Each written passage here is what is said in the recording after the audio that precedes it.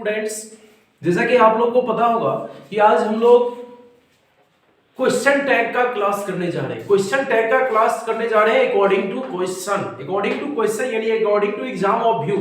जैसा कि आप लोग को पता होगा कि कुछ दिन पहले आईटीआई वाले एग्जाम हुए थे, तो उसमें क्वेश्चन टैग के भी क्वेश्चन दिखने को मिलते हैं। वैसे तो प्रत्येक साल मिलते हैं, इस साल भी दिखने को मिलेंगे।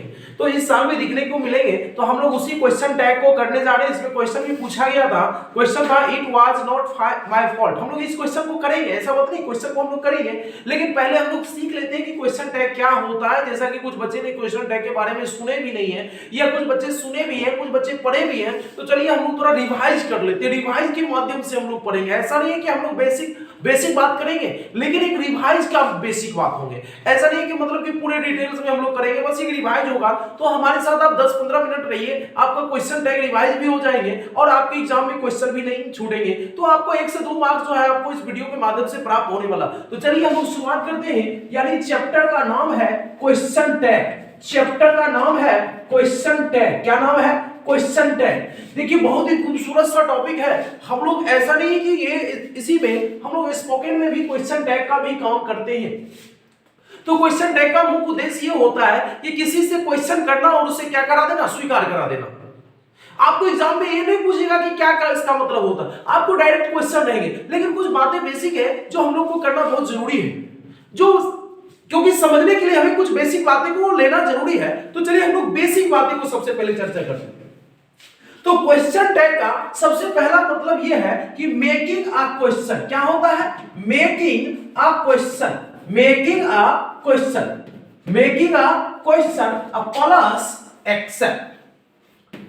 Making a question plus except मतलब ये हो गया कि क्वेश्चन को करना और उसे क्या करा देना, स्वीकार करा देना। जहां हम लोग चीज सीखते हैं, क्वेश्चन को करना और उसे स्वीकार करा देना, ये चीज जहां हम लोग सीखते हैं वह कहां सीखते हैं? वो क्वेश्चन टैग में। तो हम लोग क्वेश्चन टैग में क्या सीखते हैं वो समझ में आ गया होगा। क्वेश्चन को करना है, मेकिंग अ क्वेश्चन, क्वेश्चन को बनाना है, क्वेश्चन को क्रिएट करना है और उस क्वेश्चन को क्या करा देना, स्वीकार करा देना। क्वेश्चन करना है और उस क्वेश्चन को क्या करा देना, स्वीकार करा देना है। और वो चीज जहां सीखते हैं उसी चैप्टर का नाम क्या है? क्वेश्चन टैग है।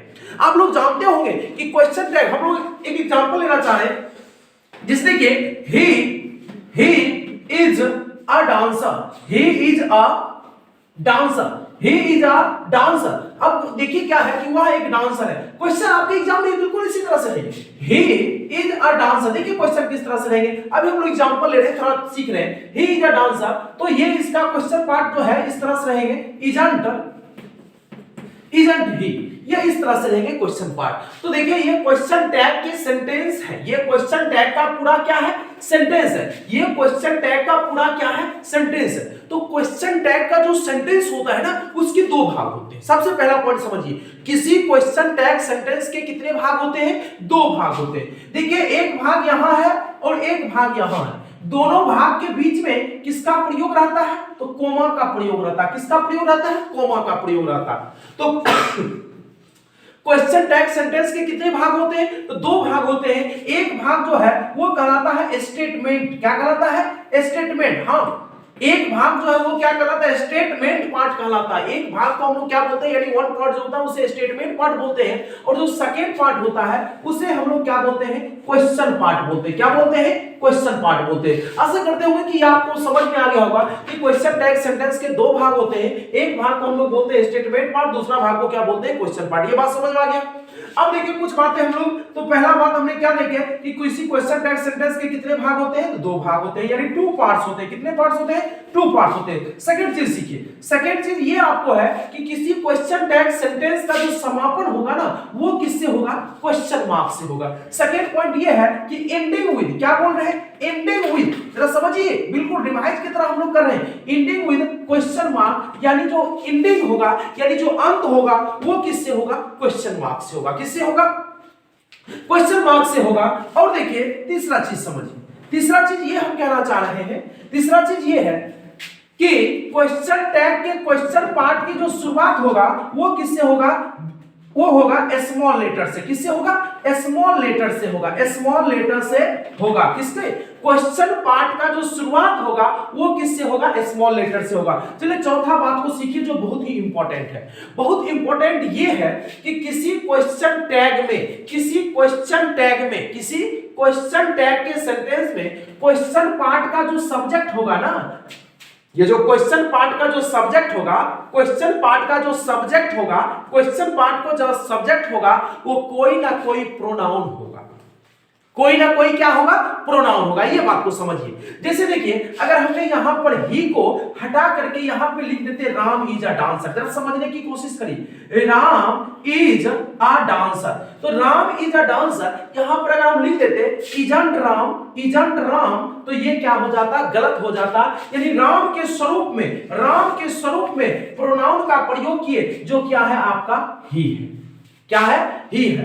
उसी में अगर यहां पे हम लिख देते, जरा समझने की कोशिश करिए, यहां पे हमने लिख देते सीता इज अ डांसर। क्या बोले? Sita is a dancer. तो अब है यहां पर क्या? सीता, तो सीता के अनुसार यहां पर क्या हो जाएगा? सी हो जाएगा। क्या हो जाएगा? सी हो जाएगा। तो बात, ये बेसिक बातें थी कि क्या क्या होता। तो क्वेश्चन टैग सेंटेंस के कितने भाग होते हैं? तो दो भाग होते हैं। तो एक भाग क्या कहलाता है? स्टेटमेंट। दूसरा भाग क्या कहलाता है? Question part. एंडिंग किससे होता है? क्वेश्चन मार्क से होता है। इसकी शुरुआत हम लोग ये क्वेश्चन पार्ट की शुरुआत जो होता है वो स्मॉल लेटर से होता है। और सबसे बड़ी बात हमने डी पॉइंट में हमने ये लिखना चाह रहे हैं, ये कहना चाह रहे हैं कि क्वेश्चन पार्ट में क्वेश्चन पार्ट का सब्जेक्ट क्या बोल रहे हैं?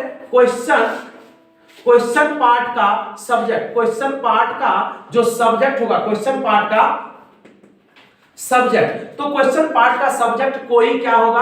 प्रोनाउन होगा। क्या होगा? प्रोनाउन होगा। ये बात भी आपको ध्यान में रखना होगा कि क्वेश्चन टैग में क्वेश्चन पार्ट का जो सब्जेक्ट होगा वो क्या होगा? कोई ना कोई क्या होगा? प्रोनाउन होगा। अब हम लोग बारी बारी से रूल को देखेंगे और किस तरह से हम लोग क्वेश्चन टैग के क्वेश्चन आते हैं उसको हम लोग देखते हैं। ये सारी बातें जो थी वो बेसिक थी। तो चलिए हम लोग रूल पे आते हैं।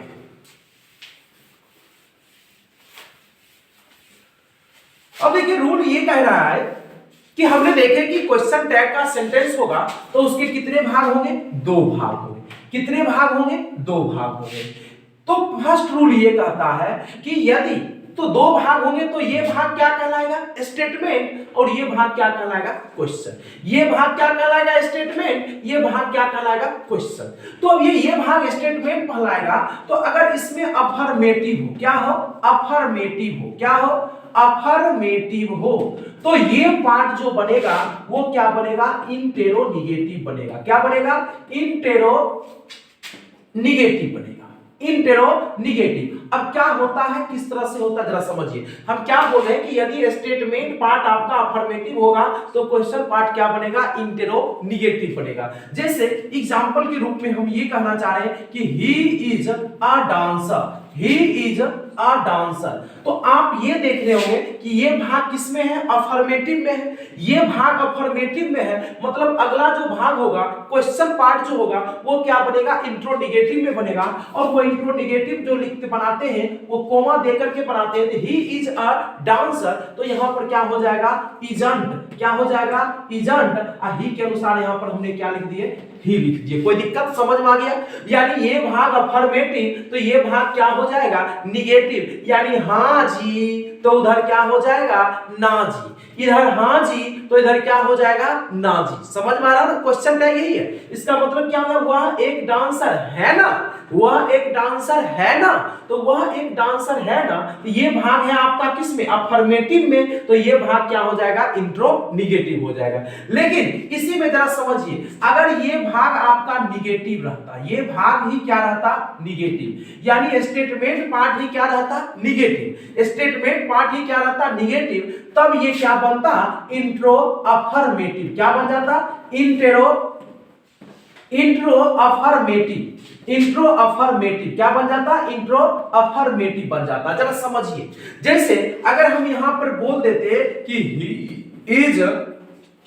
He is not a dancer, he is not a dancer. तो यहां पर देखिए हम ये क्या देख रहे हैं, ये भाग किसमें है, निगेटिव में, ये भाग किसमें है, निगेटिव में। तो ये जो क्वेश्चन पार्ट बनेगा, क्वेश्चन पार्ट जो बनेगा वो क्या बनेगा, इंट्रो अफर्मेटिव। यानी इंट्रो अफर्मेटिव कहने का मतलब ये हो जाएगा, क्या हो जाएगा, इज ही बनेगा। क्या बनेगा, इज ही। आपको ये समझना होगा। इसी तरह के क्वेश्चन आपके एग्जाम में आते हैं। ये भाग रहेगा निगेटिव, तो ये भाग हो जाएगा अफर्मेटिव, इंट्रो अफर्मेटिव। और ये भाग अफर्मेटिव, तो ये भाग क्या हो जाएगा, इंट्रो निगेटिव। यानी हां जी तो ना जी, और ना जी तो हां जी।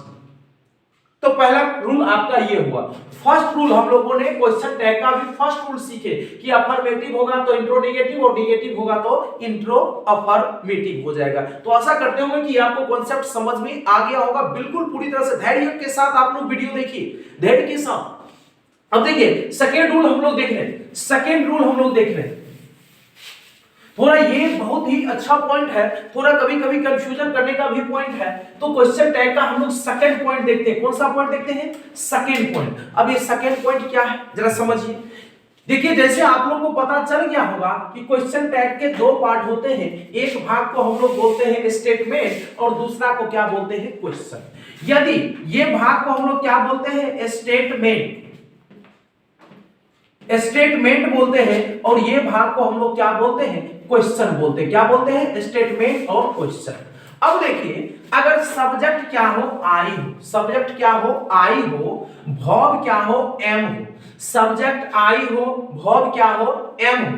सब्जेक्ट आई हो, वर्ब एम हो, तो और यहां पर ये भाग जो है वो अफर्मेटिव में हो। किसमें हो, अफर्मेटिव में हो। जरा समझिएगा, अफर्मेटिव में हो, अफर्मेटिव में। सब्जेक्ट आई हो, वर्ब एम हो, और यहां पर क्या हो, अफर्मेटिव हो। तो इस आई एम को हम लोग यानी क्वेश्चन पार्ट जब बनाएंगे ना, तो इसको एम को हम लोग किस में बदल देंगे, आरंट आई में बदल देंगे। किस में बदल देंगे, आरंट आई में। कब, जब ये स्टेटमेंट पार्ट क्या हो, अफर्मेटिव हो, और सब्जेक्ट आई हो, वर्ब एम हो, तो उस क्वेश्चन पार्ट में क्या लिख देंगे, आरंट आई। लेकिन ध्यान रहे सब्जेक्ट के रूप में आई रहे, सब्जेक्ट के रूप में आई रहे, वर्ब आपका क्या रहे, वाज। सब्जेक्ट के रूप में आई रहे और वर्ब क्या रहे, वाज। सब्जेक्ट के रूप में आई रहे, वर्ब क्या रहे, वाज, और वो भी क्या रहे, अफर्मेटिव। तो ध्यान रखिएगा इस वाज आई को हम लोग क्या बना देंगे, वरंट आई बना देंगे। क्या बना देंगे, वरंट आई बना देंगे। आशा करते हैं कि ये आपका कॉन्सेप्ट क्लियर हो गया होगा। तो एग्जांपल के माध्यम से हम लोग सीख लेते हैं, कोई दिक्कत नहीं है, समझ में आ जाएगा। देखिए जैसे अगर हम बोले I am a student, क्या बोले, I am a student। जरा समझिए, I am a student, subject आपका क्या है, I, वर्ब क्या है, am। तो अब जो इसका क्वेश्चन पार्ट बनेगा, क्वेश्चन पार्ट वो किसके अनुसार बनेगा, आरंट। अभी हम तुरंत बनाए कि सब्जेक्ट आई हो, वर्ब एम हो, तो क्वेश्चन पार्ट किसके बनेगा, आरंट आई। यानी यहां पर हम इसका क्वेश्चन पार्ट क्या बना देंगे, आरंट, आरंट आई बना देंगे। आशा करते होंगे ये आपको समझ में आ गया होगा। सेकंड हम लोग एग्जांपल ले लेते हैं फिर से। जैसे देखिए हमने लिखे किया I was a student, I was a student, मतलब मैं एक विद्यार्थी था। I was a student, तो फिर देखिए ये क्या है, अफर्मेटिव ही है ना, ये पार्ट किस में है, अफर्मेटिव में है। तो क्वेश्चन पार्ट जो बनेगा, क्वेश्चन पार्ट जो बनेगा वो किसके अनुसार बनेगा, वरंट के अनुसार बनेगा। किसके अनुसार बनेगा, वरंट आई बनेगा। तो आशा करते होंगे कि ये भी आपको कॉन्सेप्ट समझ में आ गया होगा कि सब्जेक्ट आई है, वर्ब वाज है, तो अफर्मेटिव है तो वरंट आई। सब्जेक्ट आई है, वर्ब एम हो, और अफर्मेटिव हो तो क्या बना देंगे, आरंट आई। ओके। अब देखिए हम लोग निगेटिव में देखेंगे, निगेटिव में क्या होता है। ये आपका दूसरा पॉइंट था, अब हम लोग निगेटिव में देखेंगे। तो ये आपको कॉन्सेप्ट क्लियर हो गया ना कि आई एम अ स्टूडेंट है, तो क्वेश्चन पार्ट क्या बना, आरंट आई। मतलब मैं एक विद्यार्थी हूं ना, तो मैं एक विद्यार्थी हूं ना, तो आई एम अ स्टूडेंट, तो आरंट आई। मैं एक विद्यार्थी था ना, मैं एक विद्यार्थी था ना, क्या बनेगा, आई वाज अ स्टूडेंट, और वरंट आई हो जाएगा। अब हम लोग इसी में देखेंगे कि अगर निगेटिव रहेगा तब क्या करेंगे। तो ये आप लोग नोट कर लिए होंगे या समझ गए होंगे। तो चलिए हम लोग तीसरे रूल की ओर बढ़ते हैं। तीसरे रूल, अब हम लोग तीसरे रूल देखेंगे। तो तीसरे रूल में हम लोग ये देखेंगे कि सब्जेक्ट आई है, वर्ब वाज है, सब्जेक्ट आई है, वर्ब एम है, बट इसमें ये देखेंगे कि ये निगेटिव वाला देखेंगे। अभी जो हम लोग देखेंगे वो निगेटिव में रहेगा, मतलब स्टेटमेंट पार्ट किस में रहेगा, निगेटिव में रहेगा। तो क्वेश्चन पार्ट में क्या होगा जरा समझिए। तो देखिए जब निगेटिव रहे ना तो सब अपने अपने के अनुसार बनाएगा, मतलब अगर सब्जेक्ट आई के साथ एम लगा है तो क्वेश्चन पार्ट क्या हो जाएगा, एम आई। क्या हो जाएगा, एम आई। आई वाज है, निगेटिव होगा तो इसका भी क्या बन जाएगा, वाज आई। बहुत ही इंपॉर्टेंट। ओके, जैसा कि हम लोगों ने देखिए आई वाज है और निगेटिव है तो सीधे सीधे क्या लिख देंगे, वाज आई लिख देंगे, और आई एम है तो निगेटिव है तो सीधे क्या लिख देंगे, एम आई लिख देंगे। जैसे एग्जांपल के माध्यम से हम लोग समझते हैं, जैसे I was a dancer, I was a dancer, I was a dancer. तो यहां पर देख रहे हैं लेकिन यहां पर निगेटिव हम लोग लेंगे ना, तो निगेटिव लेंगे तो यहां पे निगेटिव हम लोग दे देते हैं, I was not a dancer, I was not a dancer. तो I was not a dancer है, ये भाग क्या देख रहे हैं, निगेटिव में। अब निगेटिव में है तो वो तो अफर्मेटिव में बनेगा, तो वाज नॉट है तो यहां सीधे सीधे क्या लिख देंगे, वाज आई लिख देंगे। देखिए बहुरूपिया है, ये जो आई जो है बहुरूपिया है, स्थिति परिस्थिति के अनुसार बदलते रहता है। ये आई जो है ना ये सब्जेक्ट का काम करता है तो अपने आप को हमेशा ओवर स्मार्ट समझता है। तो ओवर स्मार्ट समझता, देख रहे हैं ओवर स्मार्ट कैसे है, नहीं है तब अपने अनुसार बना लिया, रहता है तो दूसरा के अनुसार बनाता है, देख रहे हैं ना। देखिए उसी तरह से I am not a dancer, I am not a dancer. तो I am not a dancer है तो जरा समझने की कोशिश करिएगा, I am not a dancer तो यहां पर भी क्या बन जाएगा, आरंट, सॉरी ये एम के अनुसार ही बनाएगा, यानी क्योंकि ये निगेटिव है तो ये क्या हो जाएगा, एम आई हो जाएगा। आशा करते हैं कि आप लोग को ये कॉन्सेप्ट क्लियर हो गया होगा। नहीं रहता है यानी निगेटिव रहता है तो अपने अनुसार, निगेटिव रहता है तो अपने अनुसार, और नहीं निगेटिव रहता तब दूसरा के अनुसार, नहीं रहता है तब दूसरा, और नहीं जब रहता है तब अपने अनुसार, नहीं रहता है तो अपने अनुसार, यानी नहीं है तो एम अपने अनुसार ले लीजिए। तो चलिए अब हम लोग नेक्स्ट पॉइंट देखते हैं। नेक्स्ट पॉइंट ये समझ में आ गया होगा, वाच वर्ड वाला थोड़ा डिफिकल्टीज है लेकिन थोड़ा हमने आसानी से समझाया, आप लोग को समझ में आ गया होगा। चलिए अब देखते हैं नेक्स्ट पॉइंट। अब देखिए यदि क्वेश्चन टैग का ये स्टेटमेंट पार्ट है और स्टेटमेंट पार्ट में दिस या दैट आ जाए, क्या आ जाए, दिस या दैट, जरा समझिए, दिस या दैट, और उसके बाद क्या आ जाए, कोई नाउन आ जाए, दिस या दैट के बाद नाउन आ जाए तो क्वेश्चन पार्ट जो है, क्वेश्चन पार्ट में जो सब्जेक्ट होगा, क्वेश्चन पार्ट में subject according to noun, according to noun, question part का जो सब्जेक्ट होगा वो अकॉर्डिंग टू नाउन। अब अकॉर्डिंग टू नाउन क्या होता है हम लोग एग्जांपल के माध्यम से समझते हैं। जैसे देखिए this boy is smart, this boy is smart. तो दिस बॉय इज स्मार्ट यानी दिस के बाद क्या है, नाउन है, दिस के बाद नाउन है, तो दिस के बाद नाउन है तो यहां पर जो क्वेश्चन पार्ट बनेगा वो नाउन के अनुसार, बॉय है तो यहां पर बॉय के अनुसार क्या हो जाएगा, जरा देखिए, तो बॉय के अनुसार हो जाएगा इजंट ही हो जाएगा, क्या हो जाएगा, इजंट ही। तो ये बात समझ में आया कि नहीं। देखिए एक और एग्जांपल हम लोग लेते हैं, this girl is beautiful, this girl is beautiful. तो दिस गर्ल है, दिस के बाद क्या है, नाउन, गर्ल है, गर्ल के अनुसार क्या हो जाएगा, सी हो जाएगा, यानी इसका क्वेश्चन पार्ट क्या बनेगा, इजंट सी हो जाएगा, इजंट सी हो जाएगा। तो आशा करते होंगे कि ये क्लियर हो गया। एक और एग्जांपल चलिए हम लोग ले लेते हैं, जैसे this pen is red,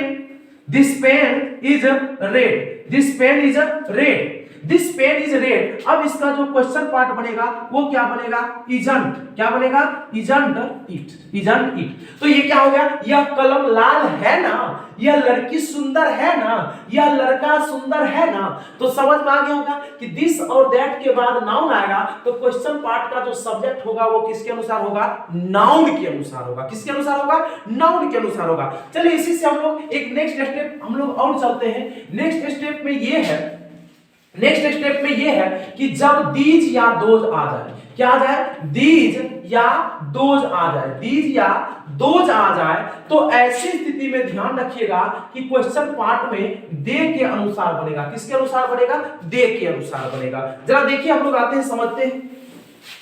these या दोज आ जाए तो किसके अनुसार बनेगा? दे के अनुसार। जैसे देखिए, हमने बोल रहे हैं दीज बॉयज, दीज बॉयज क्या बोले हैं? These boys are smart, these boys are smart. तो अब देखिए दीज है, तो दीज के बाद दीज आया है, तब यहां पर किसके अनुसार बनेगा? दे के अनुसार। यानी सीधा सीधा क्या बोल देंगे? आरंट। क्या बोल देंगे? आरंट क्या? दे, आरंट दे। तो समझ में आ गया कि नहीं? यानी दीज या दोज, जैसे वे लड़की, यहां पर अगर हमने बोल दिए दोज, क्या बोले? Those girls, those girls are intelligent, those girls are intelligent, those girls are intelligent, sorry intelligent है, दोज गर्ल्स आर इंटेलिजेंट। तो यहां पे गर्ल्स है, तो भी यहां पर क्या बन जाएगा? आरंट दे। तो बताइए क्या दिक्कत है आप लोगों को? कोई दिक्कत? तो हमने ये बताया कि दीज और दोज आए तो उसके बाद कैसा आता है? उसके बाद जो क्वेश्चन पार्ट बनेगा वो किसके अनुसार बनेगा? दे के अनुसार बनेगा। अब चलिए, बहुत ही इंपॉर्टेंट, बहुत ही जबरदस्त, बहुत ही झकास पॉइंट हम लोग पढ़ने जा रहे हैं। तो आइए हम लोग देखते हैं।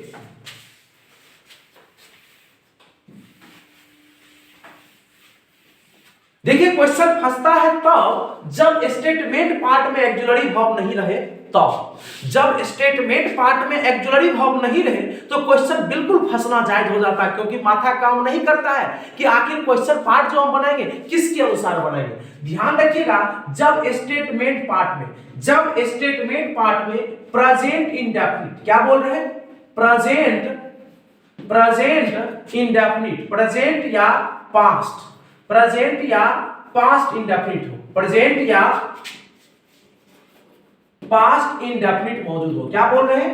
जब स्टेटमेंट पार्ट में प्रेजेंट या पास्ट इंडेफिनिट हो तो क्वेश्चन पार्ट किसके अनुसार बनाएंगे? जरा समझिए, आपके जीवन के बात का भी, जीवन में भी कुछ बातें होती है इसके अनुसार, वो भी हम लोग देखेंगे। सॉरी, ये प्रेजेंट इंडेफिनिट या पास्ट इंडेफिनिट हो, प्रेजेंट या पास्ट इंडेफिनिट हो, तो हम लोग कैसे उसका क्वेश्चन पार्ट बनाएंगे? तो ध्यान रखिएगा, अगर प्रेजेंट इंडेफिनिट है, क्या है? अगर प्रेजेंट इंडेफिनिट है, तब तो क्वेश्चन पार्ट डू और डज के सहारे बनाएंगे।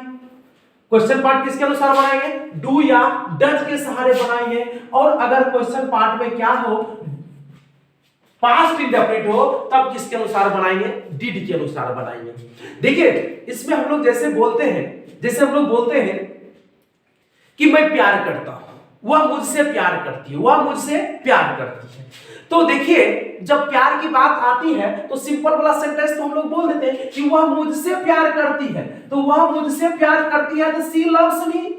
देखिए, ये तो सिंपल सी बात है कि वह मुझसे प्यार करती है, वह मुझसे प्यार करती है। लेकिन अब ये बोलेंगे कि वह मुझसे प्यार करती है ना, वह मुझसे प्यार करती है ना, तब क्या हो जाएगा? तब तो मामला फंस जाएगा। तो बिल्कुल फंसिएगा नहीं, हम हैं, इसमें कंफ्यूजन होता है। वह मुझसे प्यार करती है तो सबको बोल देगा शी लव्स मी, मैं तुमसे प्यार करता हूं, मैं तुमसे प्यार करता हूं। अगर हम बोले मैं तुमसे प्यार करता हूं, आई लव यू, बोलने की कोई दिक्कत नहीं है। अब ये बोला मैं तुमसे प्यार करता हूं ना, मैं तुमसे प्यार करता हूं ना, वह मुझसे प्यार करती है ना। अगर ऐसा होगा तब कैसा होगा? आइए हम लोग सीखे। यही चीज हम लोग क्वेश्चन टैग में सीखते हैं। क्वेश्चन टैग का जीवन में अगर काम होता है यही होता है। वह मुझसे प्यार करती है ना, वह मुझसे प्यार करती है ना, तो वह मुझसे प्यार करती है ना, तो क्या बनेगा?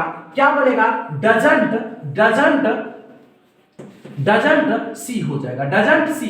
अब इसका हिंदी क्या होगा? इसका हिंदी, वह मुझसे प्यार करती है ना, वह मुझसे प्यार करती है। अब बोलेंगे मैं तुमसे प्यार करता हूं ना, अरे भाई मैं तुमसे प्यार करता हूं ना, तो मैं तुमसे प्यार करता हूं तो आई लव यू। अब मैं तुमसे प्यार करता हूं ना, तब क्या हो जाएगा यहाँ पे? तब यहाँ पर हो जाएगा डोंट आई हो जाएगा। क्या हो जाएगा? Don't I. आशा करते होंगे ये पॉइंट बहुत खूब सुंदर सा समझ में आया होगा और आप अपने जीवन में भी ये बात को समझिएगा और बोलिएगा। ये नहीं कि बस ये बोले बात खत्म हो गया, नहीं भाई, पढ़ने का मुख्य उद्देश्य ये होता है कि अपने जीवन में पालन करो, अपने जीवन में प्रयोग करिए, ठीक ना। वह मुझसे प्यार करती है ना, अब है ना बोले बस घबरा गए, घबराना नहीं है, बोलना है, घबराना नहीं है, बोलना है। तो सी लव्स मी, वह मुझसे प्यार करती है ना, तो सी लव्स मी डजंट सी, अब मैं तुमसे प्यार करता हूं ना, मैं तुम्ही से तो प्यार करता हूं, तो क्या बोलेंगे, तो I love you don't I, तो आप हिंदी में बोलिए मैं तुम्ही से प्यार करता हूं ना, या मैं तुमसे प्यार करता हूं ना, कोई दिक्कत नहीं है। अंग्रेजी क्या होगा, I love you don't I, okay. अब देखिए, तुम मुझसे, जैसे उसने मुझे ठगा, उसने मुझे ठगा ना, या वह मुझे ठगी ना, ऐसे बोलना होगा। तो सी चीटेड मी, अगर हमने ऐसा बोलना होगा, सी चीटेड मी, जरा समझिए, बहुत ही अच्छा पॉइंट है। सी चीटेड मी, वह मुझे, उसने मुझे ठगा ना, उसने मुझे ठगा ना, उसने मुझे ठगा, तो सी चीटेड मी। अब बोले उसने मुझे ठगा ना, उसने मुझे ठगा ना, तो ठगा ना तो क्या हो जाएगा, यहां पर देखिए आप लोग को पता चला होगा चीटेड है, V2 है, तो यहां पर क्या हो जाएगा, डिडंट, क्या हो जाएगा, डिडंट, और उसके बाद क्या लगा देंगे, सी। तो बात को समझ में आ गया होगा। बहुत ही सुंदर, बहुत ही खूबसूरत सा पॉइंट है। आप लोग देखिए पढ़ाई को अपने जीवन में लाएं, तो क्या वह मुझसे प्यार करती, सी डजंट लव मी। तो चलिए अब हम लोग एक लास्ट पॉइंट है जिसके माध्यम से वो पॉइंट पढ़ के हम लोग सिंटैक्स को खत्म करेंगे, एक बेसिक सी बात। अब देखिए,